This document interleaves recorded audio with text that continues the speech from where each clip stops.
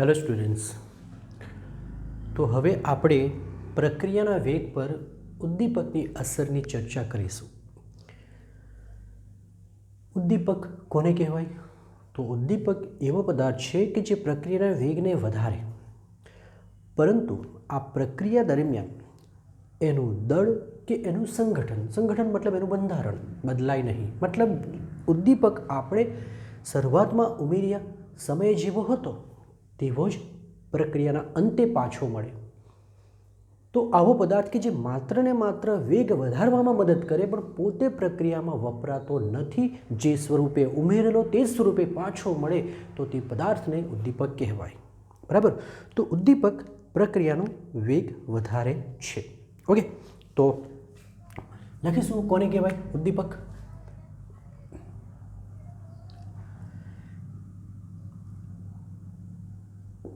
એવો પદાર્થ કે જે પ્રક્રિયાનો વેગ વધારે પરંતુ પ્રક્રિયા દરમિયાન તેના દળ કે સંગઠન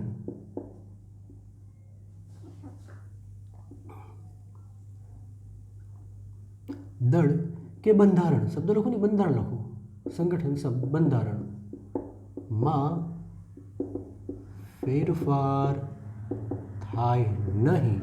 એનો મતલબ કે પ્રક્રિયામાં તે વપરાય નહીં. એટલે કે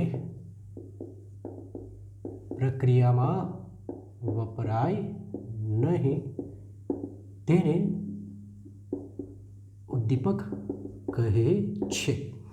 તો ઉદ્દીપક એવો પદાર્થ છે કે જે પ્રક્રિયાનો વેગ વધારે પરંતુ પ્રક્રિયાને અંતે મૂળ સ્વરૂપે પાછો મળી જાય થાય નહીં. આપણે એવું લખી દઈએ અને પ્રક્રિયાને અંતે અને પ્રક્રિયાના અંતે મૂળ સ્વરૂપે પાછું મળે તેને ઉદ્દીપક કહે છે. ક્લિયર? એક ઉદાહરણ લેશું. ઉદાહરણ તરીકે આ પોટેશિયમ ક્લોરેટ છે.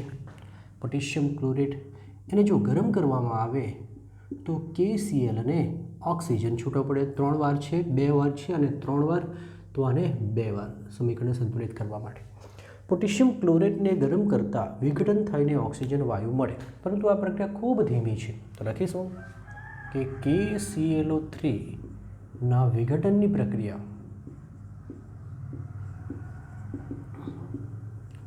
ખૂબ ધીમી છે. તો પછી શું કરીએ? તો આ પ્રક્રિયામાં આપણે MnO2 ઉમેરી દઈએ એઝ ઉદ્દીપક તરીકે. તો લખીશું પરંતુ MnO2 ની હાજરીમાં પ્રક્રિયા કેવી થાય છે? ઝડપી થાય છે અને પ્રક્રિયાને અંતે MnO2 જે સ્વરૂપે ઉમેરો તે સ્વરૂપે પાછો મળે છે. એનો મતલબ એ કહી શકાય કે MnO2 ઉદ્દીપકનું કામ કરે છે અને પ્રક્રિયાના અંતે MnO2 મૂળ સ્વરૂપે પાછો મળે છે. આ MnO2 બોલો ઉદ્દીપક તરીકે વર્તે છે. ચાલો, ક્લિયર? હવે ઉદ્દીપક એવું તે શું કરે કે પ્રક્રિયાનો વેગ વધી જાય? તો તેના માટે આપણે ફરી પાછો ઊર્જા આલેખ દોરવો પડશે. અહીં આપણે ઊર્જા, રાઈટ, અને અહીં પ્રક્રિયા અક્ષ લેતા હતા. બરાબર? સપોઝ આ પ્રક્રિયકો છે. આ પ્રક્રિયકોની સ્થિતિ ઊર્જા છે આટલી. યાદ કરો, પ્રક્રિયકો ભેગા મળે તો તેમની સ્થિતિ ઊર્જા વધતી જાય. મહત્તમ ક્યારે થશે? જ્યારે યાદ કરો શાનું નિર્માણ થાય? સક્રિયકૃત સંકીર્ણ નું નિર્માણ થાય ત્યારે સ્થિતિ ઉર્જા મહત્તમ બને અને ત્યારબાદ નિપજમાં રૂપાંતર પામે ત્યારે સ્થિતિ ઉર્જા પાછી ઘટે અને અમુક આ થઈ ગયું નિપજની સ્થિતિ ઉર્જા. ચલો સમજો, આ પ્રક્રિયકનું છે અને આ નિપજની સ્થિતિ ઉર્જા છે. શું હતું યાદ કરો, પ્રક્રિયકની સ્થિતિ ઉર્જા અને સક્રિયકૃત સંકીર્ણ સ્થિતિ ઉર્જા વચ્ચેના તફાવતને આપણે કહેતા હતા, યાદ કરો શું કહેતા હતા, સક્રિયકરણ ઉર્જા. યાદ છે ને બધાને? સક્રિયકરણ ઉર્જા આપણે કહેતા હતા. ઓકે, ચાલો, તો આ સક્રિયકરણ ઉર્જા છે પૂર્વગામી પ્રક્રિયાની, અને અહીંથી સુધી લઈએ તો પ્રતિગામી પ્રક્રિયાની શું બને, સક્રિયકરણ ઉર્જા બને. પછી આ બંનેના તફાવતને આપણે ડેલ્ટા એચ કહેતા હતા અને તેનું સૂત્ર EA માઇનસ EA ડેશ હતું. તો આ બધી વાત થઈ ગઈ. હવે વાત શું છે સાંભળો, કે આ જે ઉર્જા આલેખ છે, આ ઉર્જા આલેખ એ જેટલો વધારે ઊંચો હશે એટલું સક્રિયકરણ ઉર્જાનું મૂલ્ય કેવું હોય છે, વધારે હોય છે. અને જેટલી સક્રિયકરણ ઉર્જા વધારે હોય છે પ્રક્રિયા એટલી જ ધીમી હોય છે, કારણ કે સક્રિયકરણ ઉર્જા એટલે પ્રક્રિયકોના અણુ વચ્ચે લાગતી અવરોધક ઉર્જા છે કે જે તેમને નજીક આવવા ન દે. તો આપણે એને દૂર કરવા માટે આપણે શું કરતા હતા, તાપમાન વધારતા હતા, એની ગતિ ઉર્જામાં વધારો કરવો પડે. એ આગળ શીખી ગયા છે. ચાલો, તો હવે શું કરે છે કે ઉદ્દીપક વગર જો પ્રક્રિયા કરીએ તો એનો ઉર્જા અવરોધ વધારે થાય, ઉર્જા અવરોધ વધુ હોય. કેમ? તો કે એની સક્રિયકરણ ઉર્જા વધુ છે. પરંતુ ઉદ્દીપકની હાજરીમાં જો પ્રક્રિયા કરવામાં આવે તો ઉદ્દીપક શું કરે, પ્રક્રિયા માટે એક નવો માર્ગ શોધી આપે. એ આ રીતે એ પ્રક્રિયાને, એ જ પ્રક્રિયકને નિપજમાં જ રૂપાંતર કરશે, પરંતુ આ રસ્તે નહીં, આ માર્ગે નહીં, એ એક ટૂંકો અને સરળ માર્ગ શોધી આપે. સમજો, હવે આ માર્ગ ઉપર સુધી ન જતા અહીંથી જ જાય છે, એનો મતલબ કે હવે સક્રિયકરણ ઉર્જાનું મૂલ્ય શું કરી દીધું, એણે ઘટાડી દીધું. તો આ જે ઉર્જા તે ઉદ્દીપક વગર એટલે કે બિન ઉદ્દીપિત પ્રક્રિયા માટે છે, જ્યારે આ આલેખ છે તે ઉદ્દીપક સાથેની પ્રક્રિયા માટે છે. તો સમજ પડવી જોઈએ કે ઉદ્દીપક શું કરે, તો પ્રક્રિયાને નવો માર્ગ શોધી આપે, એવો માર્ગ શોધી આપે કે જ્યાં સક્રિયકરણ ઉર્જાનું મૂલ્ય શું થઈ જાય, ઘટી જાય. અને સક્રિયકરણ ઉર્જા ઓછી તો પ્રક્રિયકો વચ્ચે સંપર્ક વધારે માટે વેગ વધુ હોય છે. તો લખીશું આપણે કે ઉદ્દીપક પ્રક્રિયાની સક્રિયકરણ ઉર્જામાં ઘટાડો કરે છે અને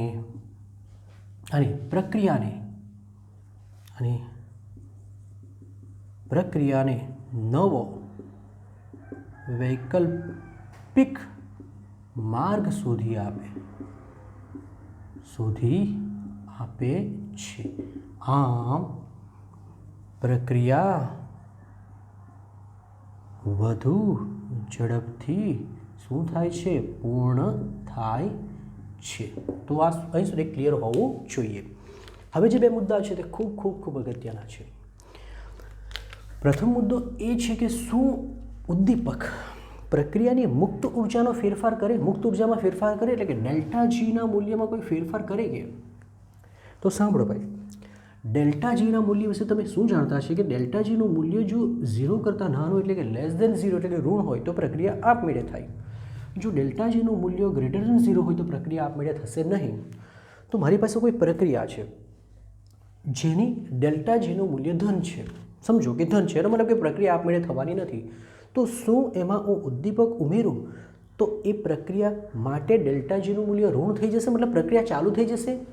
તો ના, ઉદ્દીપક કદાપી ડેલ્ટા જીના મૂલ્યમાં ફેરફાર કરતો નથી. એનો મતલબ એવું થાય કે જો તમારી પ્રક્રિયામાં ડેલ્ટા જીનું મૂલ્ય ઋણ હોય એટલે કે આપમેળે થતી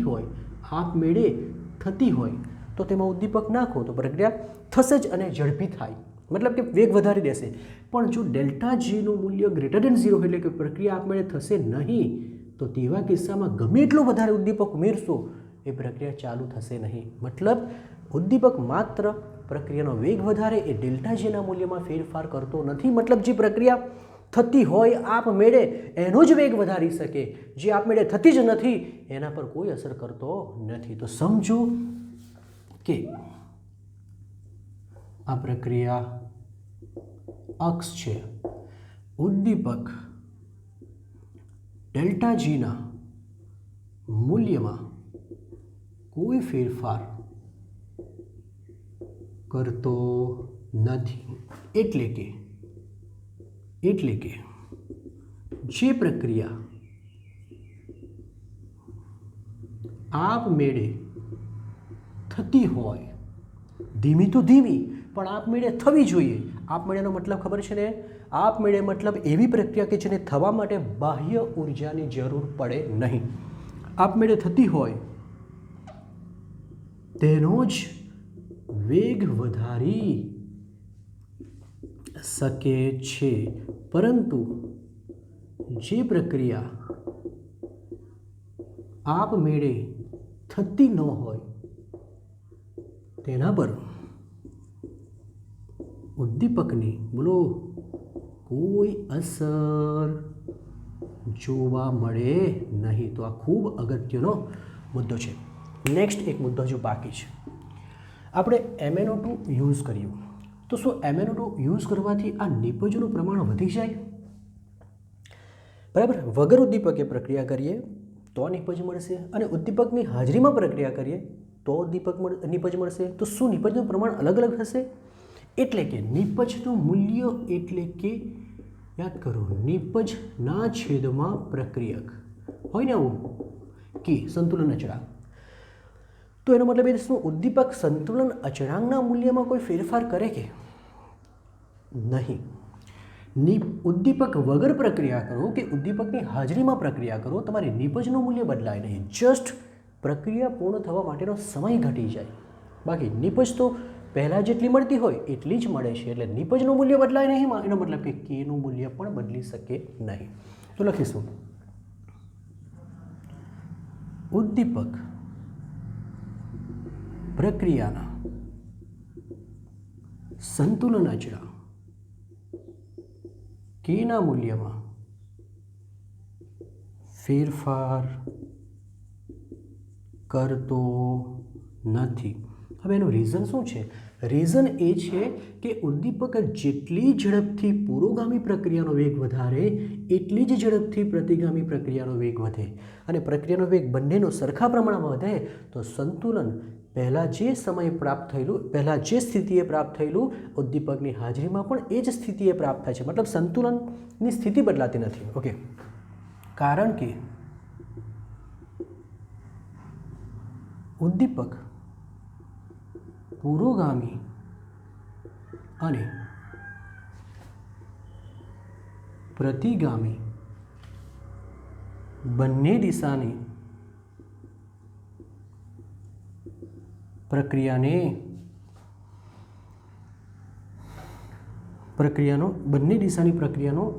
સમાન રીતે વેગ વધારે છે. બરાબર. આમાં બધું આવી જ કહ્યું. આમ જેટલી ઝડપ કરે આનો બી એટલી ઝડપથી વધારે, મતલબ કે સમાન રીતે ઉદ્દીપક કરે. પુરોગામી અને પ્રતિગામી બંને દિશાની પ્રક્રિયાને સમાન રીતે ઉદ્દીપિત કરે છે. ઓકે. તો આમ ઉદ્દીપક નિપજનું મૂલ્ય બદલી શકતું નથી. લખે છે તેથી ઉદ્દીપક નિપજના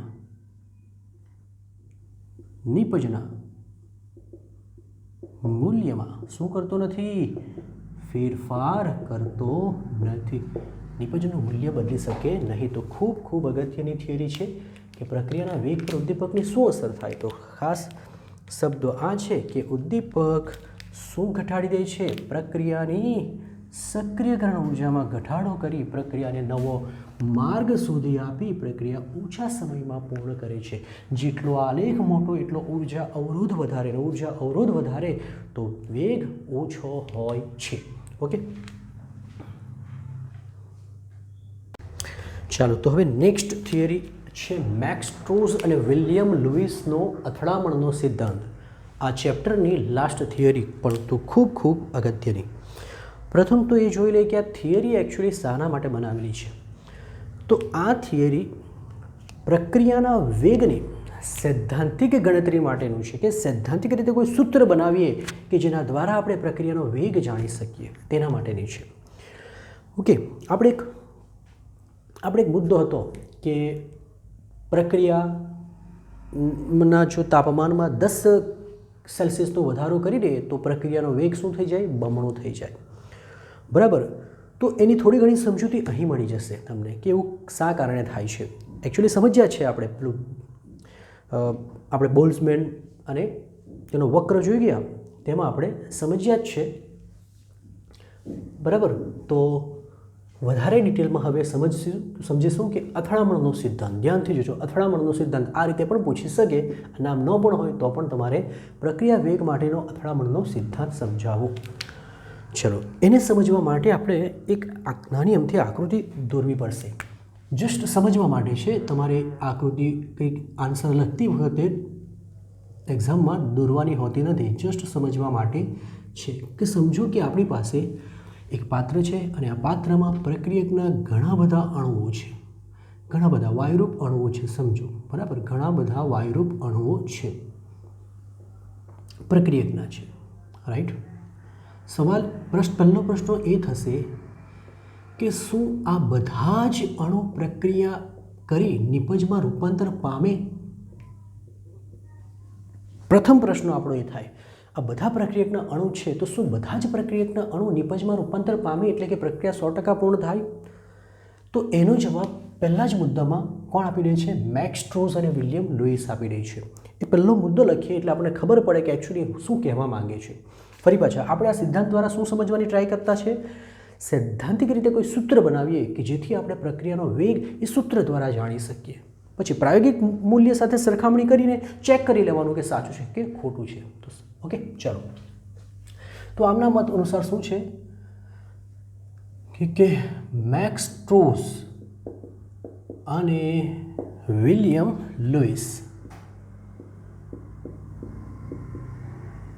લુઈસના અથડામણના સિદ્ધાંત મુજબ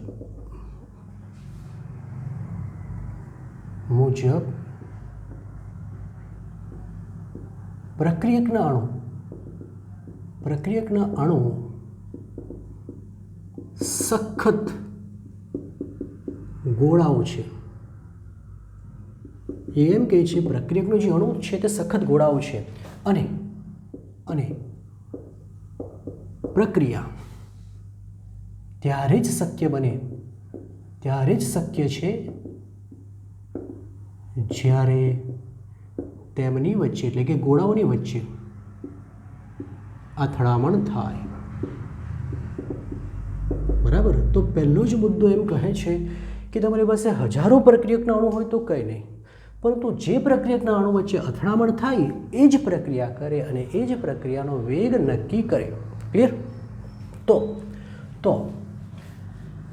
આ ઘણા બધા પ્રક્રિયકોમાંથી આપણે એવા પ્રક્રિયકના અણુ કાઢી નાખવું પડશે, અથવા તો આપણે કહીએ કે એવા જ પ્રક્રિયકના અણુને ધ્યાનમાં લેવું પડશે કે જે અથડામણ કરતા હોય. આ પ્રથમ મુદ્દો પરથી. બરાબર. એકમ સમયમાં અને એકમ કદમાં થતી અથડામણની સંખ્યાને અથડામણ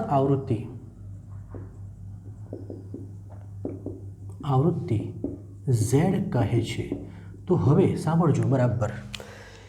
નોર્મલી આપણે પ્રક્રિયાનો વેગ લખતા હતા, એ વેગમાં થોડો સુધારો કરી દઈશું. આપણે શું કરીએ કે અથડામણ આવૃત્તિનો ઉપયોગ કરી એવા જ અણુને ધ્યાનમાં લેશું કે જે પ્રક્રિયા દરમિયાન અથડામણ અનુભવતા હોય. જે અનુભવતા નથી જ એને આપણે કાઢી નાખીએ. તો આપણે એમ કહીએ કે આ જે બ્રેકેટની બહારના જે છે એ અથડામણ અનુભવતા નથી. એનો મતલબ કે હવે એ પ્રક્રિયાનો વેગ નક્કી કરતા જ નથી. આપણે ફક્ત ને ફક્ત અંદરના જે અથડામણ કરે છે એને જ ધ્યાનમાં લેશું. ધારો કે એક પ્રક્રિયા બતાવીશું A વત્તા B, એમાંથી શું બને છે? નિપજ. તો આના માટે વેગ અચળાંકનું સમીકરણ બને છે ZAB e−a/RT, જ્યાં કે તો ખબર જ છે વેગ નક્કી કરે એટલે વેગ અચળાંક છે.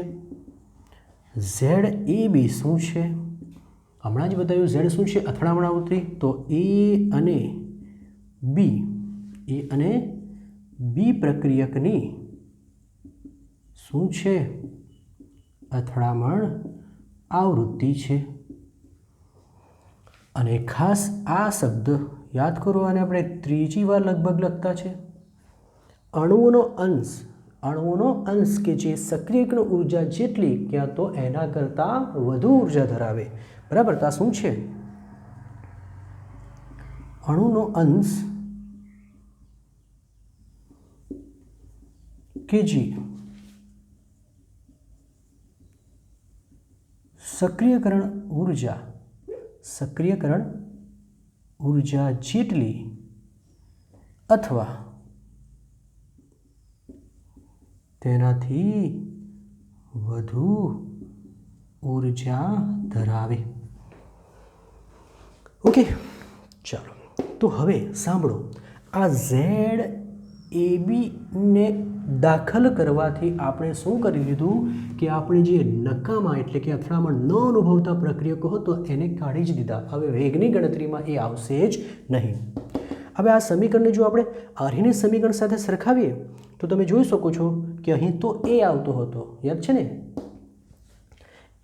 બરાબર. અને આપણે ત્યાં લખેલો હતો આવૃત્તિ અવયવ લખેલો હતો. એનો મતલબ કે આ અને એ સમાન જ છે. તો લખીશું અહીં કે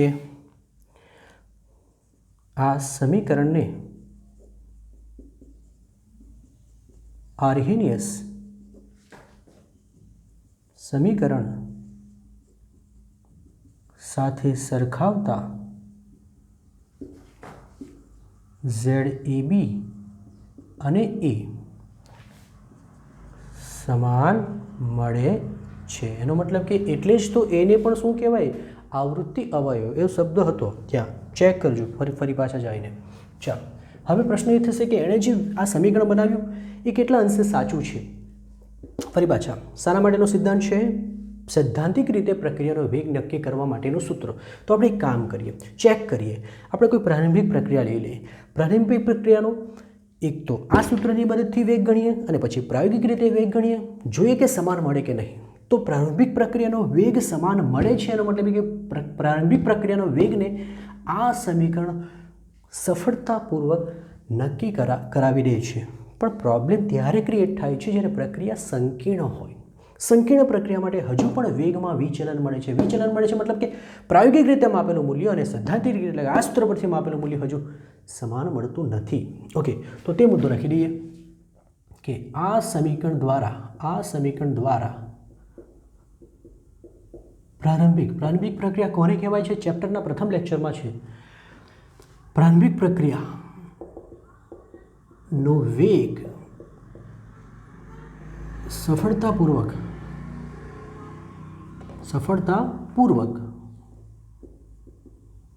નક્કી કરી શકાય છે, પરંતુ સંકીર્ણ પ્રક્રિયા માટે વેગમાં શું જોવા મળે છે? વિચલન જોવા મળે છે. તો એવું શા માટે? શું દર્શાવે? વિચલન કેમ દર્શાવે? તો એ મુદ્દો લખીએ. એટલે કે માત્ર અથડામણ જ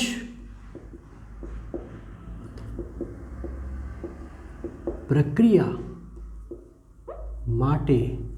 પૂર્ણ થવા માટે પૂરતી હોતી નથી. પ્રક્રિયા પૂર્ણ થવા માટે પૂરતી હોતી નથી. એટલે અહીંયા શંકા જાય છે કે આ સમીકરણમાં પણ હજુ ખામી છે કે માત્ર ને માત્ર અથડામણ પામે એમ લખે એટલી જ પ્રક્રિયા થાય એવું પણ જરૂરી નથી. રીઝન શું છે? રીઝન માટે આપણે એક ઉદાહરણ લેશું. બરાબર, રીઝન માટે આપણે એક ઉદાહરણ લેશું. ઓકે, ચલો જુઓ. અથડામણ થાય એ જોઈએ, પ્રથમ એ જોઈએ આપણે કે અથડામણ થવી જોઈએ. હવે આ શબ્દ આ એમ કહે છે કે અથડામણ બી કંઈક અલગ પ્રકારની હોવી જોઈએ. કેવું છે કે આપણે વગર અથડામણવાળા અણુઓ તો પહેલાં જ કાઢી નાખ્યા હતા, એ તો પ્રક્રિયાનું વેગ નક્કી કરતા જ નથી, રાઈટ. આપણે આ ZAB દાખલ કરીને માત્ર ને માત્ર અથડામણ થાય એવા જ પ્રક્રિયકને લીધા, પરંતુ અહીં કન્ફ્યુઝન એ થાય છે કે શું ખાલી અથડામણ પ્રક્રિયા પૂર્ણ કરવા દેશે? તો એવું લખે છે, આ મુદ્દો અગત્યનો છે કે યોગ્ય ગતિ ઉર્જા ધરાવતા પ્રક્રિયકો જો યોગ્ય દિશાએથી અથડામણ અનુભવે તો જ જૂના બંધો તૂટે, નવા બંધો બને, એટલે કે પ્રક્રિયા પૂર્ણ થાય. તો જ જૂના બંધો તૂટે અને નવા બંધો બને, એટલે કે પ્રક્રિયા પૂર્ણ થાય. અને આવી અથડામણને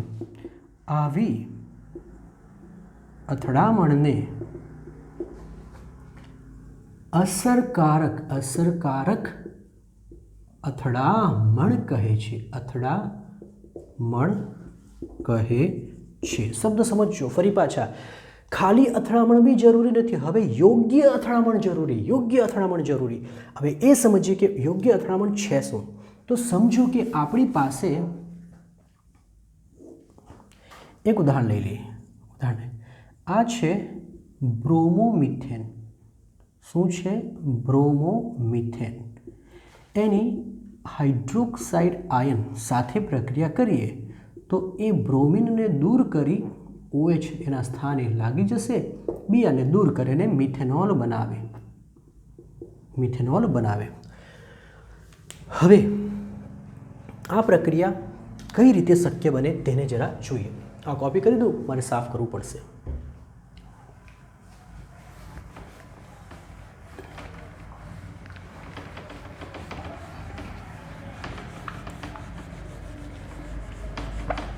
ચાલો ધ્યાનથી જુઓ કે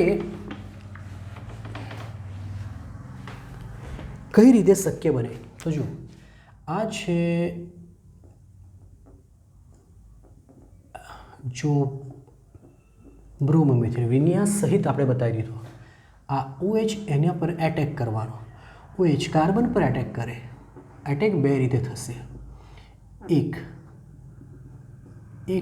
આ રીતે કે જે બાજુ બ્રોમિન છે એ જ બાજુથી OH એટેક કરે, અને બીજું આ રીતે, બરાબર,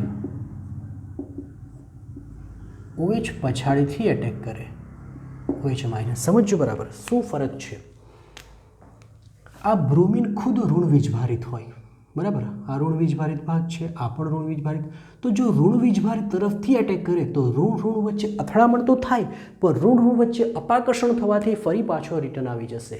એનો મતલબ એ થયો કે આવી અથડામણ યોગ્ય નથી, યોગ્ય દિશાએ નથી. આ યોગ્ય દિશા નથી, અને યોગ્ય દિશા ન હોય તો પ્રક્રિયા પૂર્ણ થતી નથી. સમજો બરાબર.